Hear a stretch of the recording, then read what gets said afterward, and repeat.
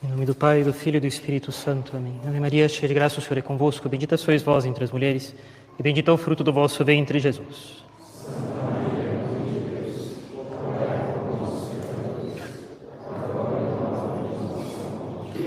Nossa Senhora das Dores. Podem se sentar, por favor. Rezados algumas palavras a respeito da festa de hoje, da apresentação de Nossa Senhora no templo, do Nosso Senhor no templo, da purificação de Nossa Senhora, que é a conclusão do tempo do Natal. Nossa Senhora, ela era muito inteligente, muito mesmo. E, além do mais, não sofria como nós das feridas do pecado original na inteligência dela, e ela via tudo com muita retidão. Mas a sua inteligência permanecia uma inteligência humana, natureza humana. Não sofrer com as consequências do pecado original não mudava a natureza da inteligência de Nossa Senhora. Ela não via tudo de uma vez como os anjos veem. Nossa inteligência humana, conhece as coisas pouco a pouco. Por natureza, nós, humanos, vamos tendo mais e mais luz sobre as coisas quanto mais refletimos. E Nossa Senhora também era assim. São Lucas o diz explicitamente. Maria conservava todas essas coisas em seu coração, as conferindo, refletindo sobre elas. E ela refletia muito em tudo o que acontecia com ela e na vida dela. E essa é uma boa lição para nós hoje. Como Nossa Senhora, nós temos Jesus Cristo, que é a nossa luz, luz para a iluminação dos povos, isto é, nós. Mas essa luz entra em nós pouco a pouco e, sobretudo, por reflexão.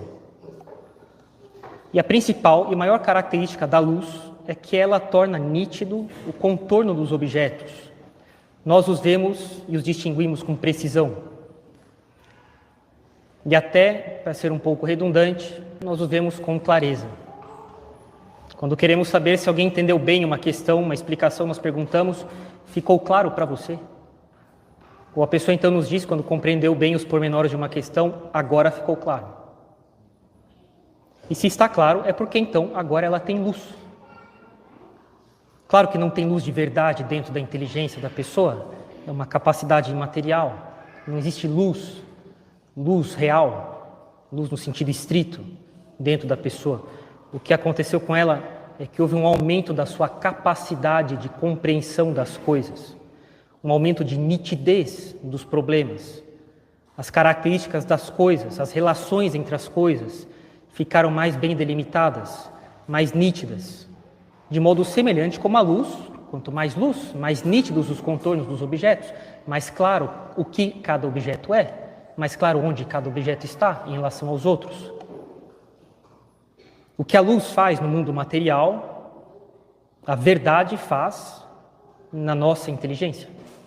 E por isso nós falamos, agora vejo melhor tal questão. Como sinônimo de agora eu compreendo melhor. Ver mesmo só com os olhos do corpo. A visão é, estritamente falando, um dos 5 sentidos corporais. Mas por analogia e por comparação, por semelhança, nós dizemos, agora vejo melhor quando tenho mais luz na inteligência, quando tenho mais nitidez de visão das coisas. Isso nós temos por reflexão. Nós temos mais luz quanto mais reflexão nós temos. E Nossa Senhora também refletia sobre o que Deus fazia com ela, com a vida dela. Nossa Senhora era uma mulher de reflexão. Nossa mãe era uma mulher de reflexão. E essa é uma das lições mais importantes que ela nos deixou, porque é pela reflexão que nós temos luz. Esse é o caminho normal do conhecimento das coisas. Ao longo da vida dela, pouco a pouco, a luz foi entrando nela, sem dúvida nenhuma. Ela foi tendo cada vez mais luz ao longo da vida dela, na alma dela. Mas essa luz, e aqui nós tocamos um ponto mais específico da festa de hoje, essa luz era uma luz de sacrifício e de imolação. Hoje, com as palavras de Simeão, ela compreendeu melhor o que ela já sabia, mas que ficava latente na alma dela, na maior parte do tempo. Mas Deus gostava de vez em quando de fazer essas coisas virem à superfície, a saber de que o filho dela iria morrer pelo gênero humano. Hoje ela compreendeu melhor o que ela já sabia, que Jesus não era dela, não era para ela, não foi dado para ela e pronto. Ponto final.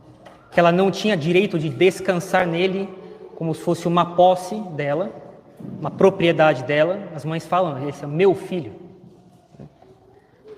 Como se ela fosse a mãe dele e só a mãe dele. Como as outras mães são só as mães dos seus filhos e não dos outros. Ela compreendeu que hoje ela devia se desapropriar dele, por mais puro que fosse o amor de mãe que ela tinha por ele, para deixá-lo todo para Deus. Porque Jesus tinha vindo nesse mundo, Jesus foi dado para ela em vista do nosso bem, não do bem dela, em primeiro lugar. E hoje ela fez um ato íntimo de desapropriação, de desapego, e Nosso Senhor lembrará isso para ela 12 anos depois. Aqui 12 anos, Nosso Senhor, passando 3 dias longe dela, falará umas palavras que vão trazer de volta isso que ficava latente na alma dela: eu devo cuidar das coisas do meu Pai. Cada fato desses, como as palavras de Simeão hoje, que ele fala para ela, aumentavam nela uma luz das relações que ela devia ter com Jesus Cristo, de como é que ela deveria cooperar com a obra de Jesus Cristo, uma luz de imolação. E não é à toa que a vela é hoje um objeto marcante na cerimônia de hoje. A vela é propriamente um objeto de luz de imolação. Ela dá luz para os outros na medida em que ela se consome. Bem, os antigos chamavam a cera da vela de o corpo da vela, por motivos óbvios. E o pavio da vela, que fica no interior da vela, de a alma da vela. E a vela consome a sua cera e o seu pavio, o seu corpo e a sua alma, para dar luz para os outros, para dar luz e calor para os outros. E a nossa vida também deve ser uma imolação para dar luz e calor para os outros. Não deve ser uma gozação de vida. Nossos mestres são Jesus Cristo e Nossa Senhora. E a partir disso nós devemos refletir. A minha vida é uma vida de dedicação e de sacrifício. Eu sacrifico meus esforços físicos, eu sacrifico minhas qualidades físicas, minha força física, meu dinheiro, minha inteligência na minha alma, minha vontade, meus afetos, para dar luz e calor para as pessoas. Eu gasto os meus bens para isso. Eu tenho repugnância em me sacrificar e o que eu pretendo é me conservar. Uma vela pode se conservar inteira, mas ela não ilumina, ela nem dá calor. Sou cego para a luz que eu poderia dar, prefiro ficar com uma vida cômoda, e enquanto isso as pessoas elas ficam com desconhecimento da verdade, ficam sem bens. Eu vejo que se eu me sacrificar para dar luz e calor, eu compreendo que eu terei com isso uma glória eterna. Eu vejo os esforços que eu faço para educar meus filhos, meus alunos, meus fiéis, como um peso, ou como uma espécie de penhor de glória. O penhor é algo que nós depositamos no banco e que é uma garantia de que se receberá o que foi contratado. Eu vejo isso como um meio de assegurar cada vez mais minha salvação. São Pedro fala no livro, na primeira epístola dele, ele usa o verbo lançar flechas, lançar flechas, mas ele fala isso, repetir atos bons, de modo a assegurar mais e mais a vossa salvação. Ou seja, cada ato bom que nós fazemos, cada sacrifício, cada reflexão, cada desapego, cada sacrifício do meu tempo, do meu dinheiro que eu poderia usar para mim, mas que eu uso para o outro, isso vai dando mais e mais garantias de que eu me salvarei. Eu não tenho como ter certeza absoluta, salvo uma revelação absolutamente ímpar na vida de alguém, isso não acontece com as pessoas de maneira geral, que eu irei me salvar. São João Bosco, quando morria, estava morrendo, ele falou para os salesianos: fiquem aqui comigo, e eu preciso que vocês me deem coragem. Eles falavam: mas Dom Bosco, o Senhor sempre disse para nós que para não ter medo da morte. Ele falou: mas agora eu preciso que vocês falem isso para mim. As boas obras, elas são nós não temos segurança de que nós nos salvaremos, segurança absoluta e total, como eu tenho de que um triângulo tem 3 lados, isso é uma certeza total, impossível de ser contestada. Não, nossa salvação não tem essa garantia, não nessa vida. Mas ela vai sendo cada vez mais e mais garantida à medida que eu vou realizando mais e mais boas obras. Assim como um arqueiro, por isso São Pedro pega esse exemplo, quanto mais ele treina, quanto mais flechas ele atira, mais ele tem segurança de que quando ele precisar atirar para valer, ele vai acertar.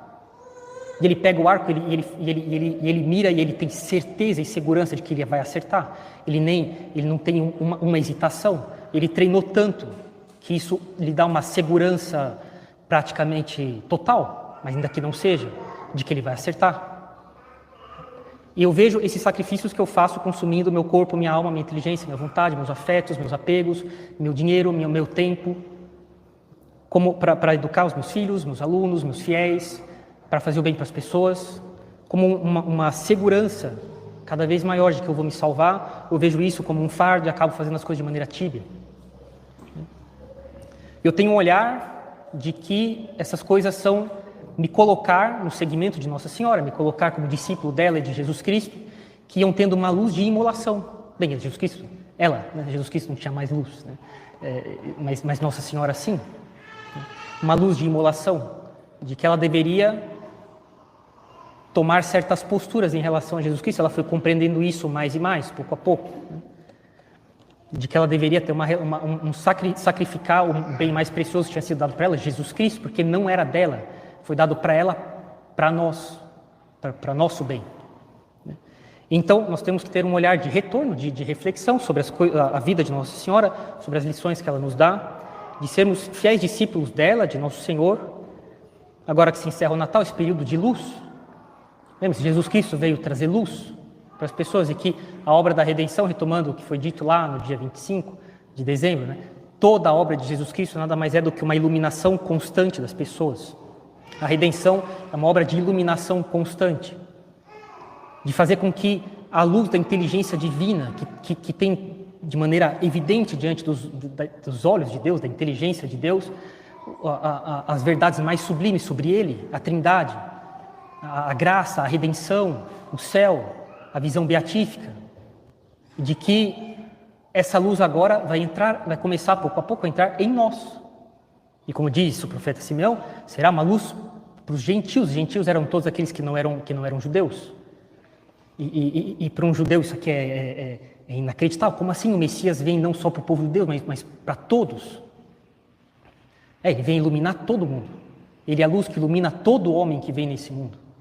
E o modo mais habitual é pela reflexão, pela graça também, pela vida de Jesus Cristo, pela doutrina dele, e fazer com que essa luz inacessível e inatingível pela nossa capacidade natural, que é a luz que Deus tem sobre Ele mesmo, agora entre nessa cabecinha aqui de nada, né? que sabe as coisas. Quanto mais luz nós temos sobre uma coisa, mais dúvida nós temos a respeito de outras coisas, né? Essa é a nossa luz.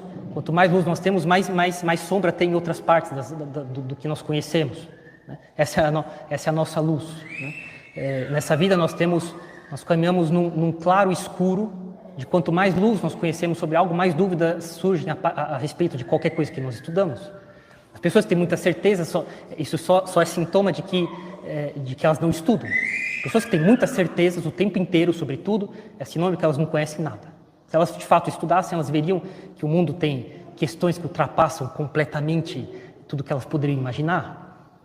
Nós dizemos aqui para os alunos na escola, as aulas servem para vocês tomarem conhecimento de questões que vocês jamais pensaram na vida uma vez só, e depois chegar em casa e estudar por conta própria também, sob a orientação do que foi dito na escola e do professor. Quanto mais luz nós temos nessa vida, mais sombra nós temos. Deus não, Deus é uma luz total. Como diz São João, em Deus só há luz e não há trevas. E a partir de agora, isso é dado aos homens. Bem, nessa vida de maneira ainda um tanto imperfeita, a fé é por natureza uma virtude imperfeita, coisa paradoxal também. Mas sim, uma virtude que faz as pessoas serem perfeitas, mas ela é imperfeita porque ela supõe não ver. Ela supõe uma imperfeição. Não a fé se nós vemos. A fé será, a visão será no céu, aí acabou a fé, não tem mais fé. Quem está no céu não tem fé. Você não tem fé do que você vê. Mas isso começa nessa vida aceitando uma luz que ultrapassa toda a capacidade dessa inteligênciazinha aqui. E como diz São Tomás, Deus é muito pedagógico, né? O professor começa pedindo um voto de confiança do aluno, uma fé humana, confiar no professor, de que o professor vê e o aluno não vê, e de que ele então aceite que o que é dito é verdade e ele verá depois com o tempo. Nós também nessa vida, Deus nos pede uma fé, não uma fé natural, uma fé sobrenatural, de confiar, de dar nossa adesão de que ele vê e de que essa luz então pede que nós aceitemos não ver e dobrar nossa cabeça, se submeter a Deus como um aluno dócil e depois lá no céu nós veremos a Santíssima Trindade, as três pessoas, num só Deus na nossa frente. Por enquanto não. E essa luz ela deve servir não a título de erudição, mas como fundamento de uma vida de sacrifício, uma iluminação que nos leva a nos dedicarmos a iluminar os outros, consumindo nossos esforços, nosso dinheiro, nosso tempo, nossos apegos, nossas vontades, nossa inteligência, nossa vontade, nossos afetos, para iluminar os outros. E não ver isso como um peso, mas ver isso como uma garantia de salvação. Nossa Senhora sofria com isso, lógico que era um sacrifício que fazia ela sofrer, sem dúvida alguma. E assim também esses sacrifícios nos fazem sofrer. Mas é um sofrimento aliviado com bastante esperança de que eles são uma garantia cada vez maior a cada sacrifício, de que nós receberemos o céu. E de que começando uma luz imperfeita nessa vida, nós teremos uma luz perfeita no céu, a consumação da redenção de Jesus Cristo, que começou no dia 25 de dezembro, no Natal, como um processo de iluminação de todo o gênero humano, e isso se completará com a salvação de cada um de nós. Em nome do Pai, do Filho e do Espírito Santo. Amém.